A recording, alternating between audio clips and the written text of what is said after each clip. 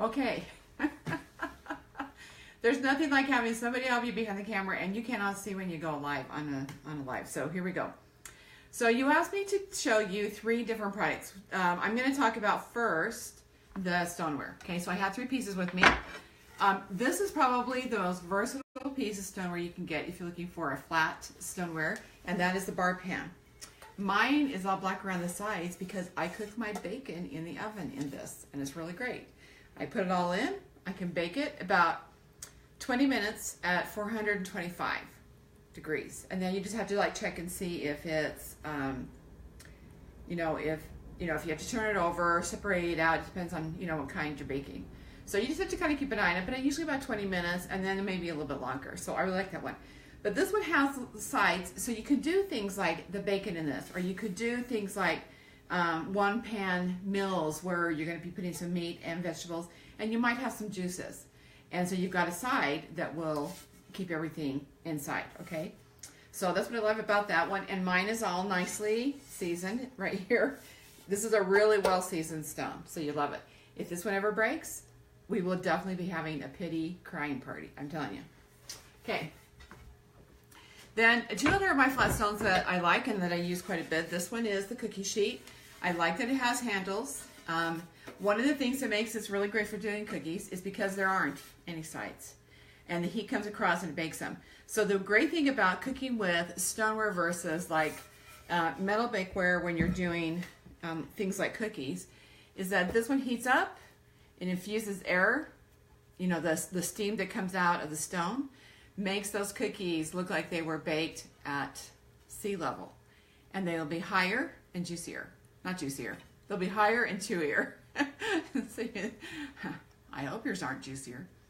And so I love baking with stones. The other great thing about stoneware is that whatever color your cookie's on top, that's the same color it's going to be on the bottom. Whenever you bake on metal bakeware, they're always darker on the bottom. Okay.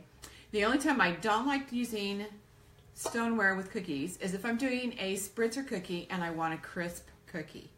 Then I do want to bake it on a metal cookie sheet because it will give me that, the dipping kind that the kids always love to dip and then eat, kind like that. But otherwise, this is the go-to. For pizzas, for biscuits, for cookies, for rolls, any of those kind of things. So this one is the cookie sheet. This is probably the most popular stone of all of them, and that is the round. It is 15-inch, so you could get a 15-inch pizza from somewhere and put it on, bake it onto this one. And again, I like it that it has handles. Sometimes these are a little tricky to store because I have to store mine upright like this. But I just nest the handles. I have a smaller stone that has handles, and I nest this inside of the cookie sheet. So that's how I store mine, and it's just pretty simple and easy. Okay. Someone asked me about the burger and slider press. I think this was you, Lisa, who asked me about this one. So this is the This is the meatball and slider press. So it comes with this thing here that locks everything in place, and it opens up like this. Okay. So what you're going to do is it has room here for 12 large meatballs, or right in here in this shape right here between these 2 rods and these 2 rods is where you're going to put your little sliders. Sliders are not burgers. Burger patties are bigger, slider patties are smaller. And you can put your slider pattern in here, and there's room for 4 of them. You close it up. You put your lock on place. Then you can put it on your grill, and then you can flip it. Just make sure you have a hot pad when you grab this because it's going to be hot. It's going to get as hot as everything else to do that. Anyway, you just do that one. So something to know about these 2. They're going to look just like this pulled out of the box because I've never used mine. But as soon as you start using it, you are going to get, grilling things like this. Just like a grill will get when the first time you use it, it's nice, beautiful. And after that, it starts getting some of the darkened spots on it or whatever. So you can clean it up really good, but it's never going to look as pristine as this. But it's really great because your meatballs aren't going to slide everywhere, and neither are your sliders. So meatball and slider press. Or not press, but I keep doing that because we do have a slider press. Is that what you asked me about? Let me grab that because I have one of those up here. I think that's what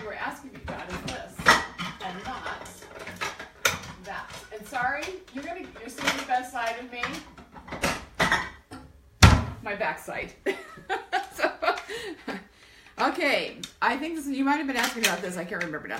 So this one has three pieces. Okay, it has this press. It has this little piece here, and it has this. Okay, so when you're doing regular hamburgers, you're going to use just this side, and I always sprinkle in a few drops of water. Okay, doing hamburgers, I'm going to use the big side. I put it down in. Okay, and notice that you can see it. I don't know if you can tell, but you can see kind of where it's bulging out here, and as you do that. But what this is doing is this is putting a dent into your patty. Anyone? Is there anybody on with this? No. Okay. So the dent, what that's going to do is going to make sure that your hamburger stays flat. So you don't want a hamburger that rounds up. So when you put the dent in the middle, it makes it so that it has somewhere to expand to, because for some reason they expand in the middle, and they'll always remain flat. Because I don't know about you, but when I get a patty and I put ketchup or mustard, I don't want it sliding off the sides. I want it to stay on the top. You know, if I put pickles on the top, I want all the pickles to stay on the top, not slide off of it. So that little dimple is going to give you that. So this is where you do that. And then when you turn, because it's a silicone, you can press and your patty will fall right out. Okay? And you might have to put some more sprinkles in between patties, but it should work well. When I'm doing sliders that go into our slider thing, sorry, you're going to do the small one, and it fits right down in. So it has the right space for it. And again, it has this dimple here. And everything goes into the dishwasher. So it's really great. It gets washed up and you don't have to worry about it. So that's the burger and slider press, which I think is what somebody's asking me for, not the other one, because I'm not sure if we carry that other one now. You would think after doing this for 22 years, I'd remember that. But you know, honestly, in 22 years, they have gone through a lot of different products. So, and they've like redesigned some of them, so they're not even quite the same. Okay, so now I'm going to show you the veggie spiralizer. Okay, the veggie spiralizer has this part that's going to turn your food. Okay, it has this important piece, which holds your blade. If you're going to do like the I don't know if you can see this, the zucchini or the fettuccine. This is called the fettuccine. This one's called the spaghetti. Okay, and I'm gonna show you all three of these, plus the flat blade that's in here, so you can do ribbons. Okay, this is the hopper where all the food's gonna come out. This is what you use to tighten and loosen the blade as you use it. Okay, so first of all, you want to pull this up. Okay, it does come apart. So that you can take everything apart completely, and it can be, you know, rinsed and put in your dishwasher. Okay, I recommend getting one of these. It's called the dual-sided cleaning brush, because it's really good to clean out the blade right here, there, and on the bottom, so that you're never close to the blade. Okay, so, and to line it up, you just line up the arrows together, put them all back together. Okay, now I gotta screw this thing back on, so we're gonna put that in.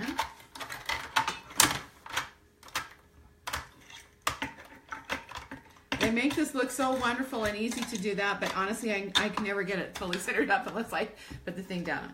But you just put it in, and it tightens up, and it's, so, it'll be good and tight. Yeah. Okay. It's great because it has a grommet at the top, so it will come up and it will stay up. All right. Now, this is really important. Okay. You're going to call me if you don't get this part right. So right now, when I put the blade in, because we're going to start with a fettuccine blade, you need this on. And make sure it's clicked in place. Like when you put it on, you're going to hear it click. Make sure it clicks in place. Then in the back, there's your blade slot. And you're going to want to put your blade all the way in. It might be a little tight putting it in, and that's okay. Don't worry about it. Then just tighten it up with this on the back. Once you got it tight, then you can take this off, and your blade, if you look at it, should be level all the way across. And if it's not, then you can undo it and put it back in. But this will make sure your blade is in and level and in the right place. It's really important to use that, or you won't have the success you want. Okay, we're going to do some zucchini. Because one of my family's ways of doing zucchini is just to spiralize it, and then Yes, and I have my bag I talked about over here that I put my scraps in. And so we're going to add some things into that today. For that. Okay, so this, you can't put the whole thing in there, so you're going to want to cut it into pieces that fit from here to here. They recommend about 4 inches. And if you look at your board, you can see that if I cut this in half, if you're using these little cutting boards, love these cutting boards like no other. You can usually see that this is going to be like 3.5 inches. Smaller end goes down. Okay, so we're going to put the smaller end in and do this because I don't want to spiralize now. And then we're just going to spiralize. Okay, isn't that just fun? Check that all out. Super, super easy. So I like to spiralize this, dump it into here, and I'm going to do one more of those really quick here.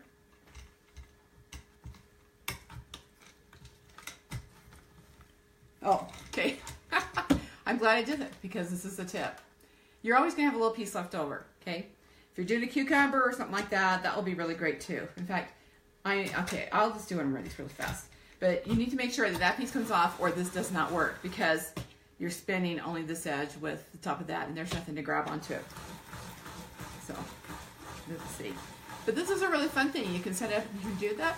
And even a 3-year-old, a 4-year-old, they could get in the kitchen and help you. And so you make mealtime a lot more fun because they get excited when they get to have something like this comes out. So I will take this and I will put it in, I'll put it into our rock crock. We'll talk a little bit more about this a little bit later in the show. I think it's tomorrow I tell you about, or something tonight. I can't remember. But anyway, just put them in. And I'm going to do 4 zucchinis. And that's usually what I do. And they will actually fill into here. Then I put the lid on. I don't put any liquid or anything in them. 10 minutes only in the microwave on high. And then when they come out, I will drain the liquid off of it. I put a dab of butter in, some salt and pepper, and then I will put some grated Parmesan cheese on top. And it's absolutely delicious, and it's a very healthy side dish. Okay, so I want to show you some other things that you can use with this. And we're going to do some yams, sweet potatoes, okay? Small side down in. So I'm going to show you.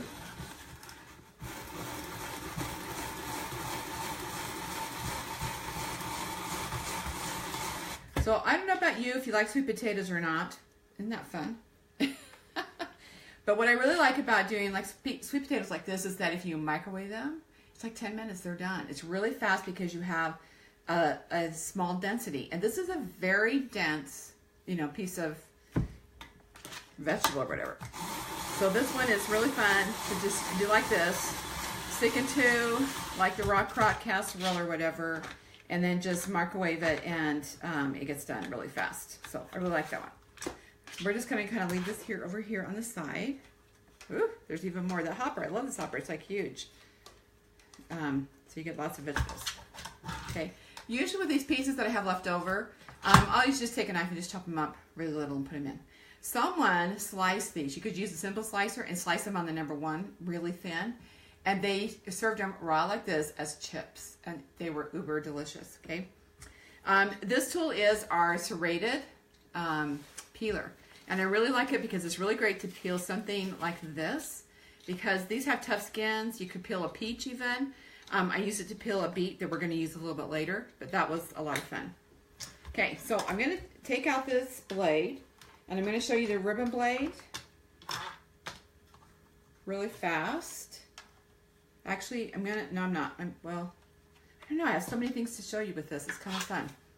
Okay, we're just going to kind of clean this out because we don't want to have zucchini with all of our other stuff. And that's why you need one of these brushes because it really does get in there and it cleans around the blade so you don't have to worry about getting, cut by any of that. Okay. Let's do this cucumber. This is really fun. Okay, this is really great if you want to do a ribbon salad. Wow, that's a fat cucumber.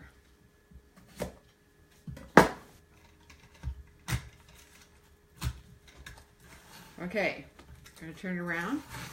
This is doing ribbons. So you could do ribbons with zucchinis too, anything that you want to have. This, it's like this. And then you could just do a ribbon salad zucchini. Just take some scissors or a knife or whatever and cut that up. But that's really, really fun to do too. So here's our ribbon. Do that there. You want to use this flat blade when you are, that just like goes forever,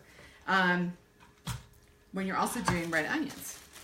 So I have a red onion here, and I'm running out of space on my, there's so much food here.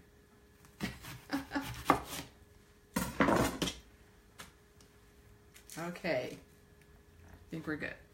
So this is where we're going to put it down like this. And you want to do the ribbon.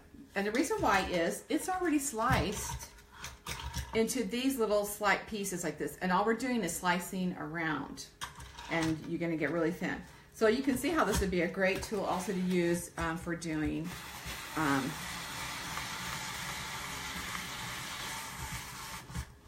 going to pull a bowl out for this one.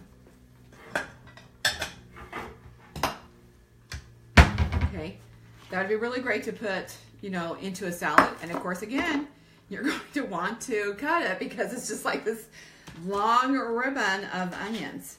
But that's just like really great. That'd be fun to do an onion like that and to caramelize it. That'd be really great. And of course, you just have this piece left and go do something else with it. Okay, last one I'm going to show you is a beet. Okay.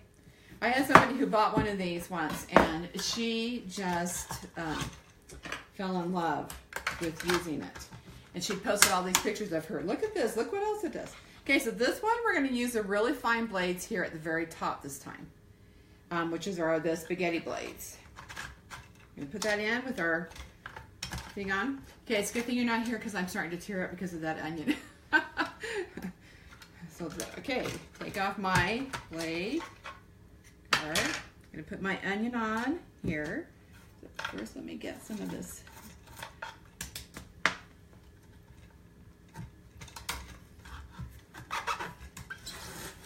Okay, this is going to be fun. This is one too that it would be fun to do this. And then put it in a salad.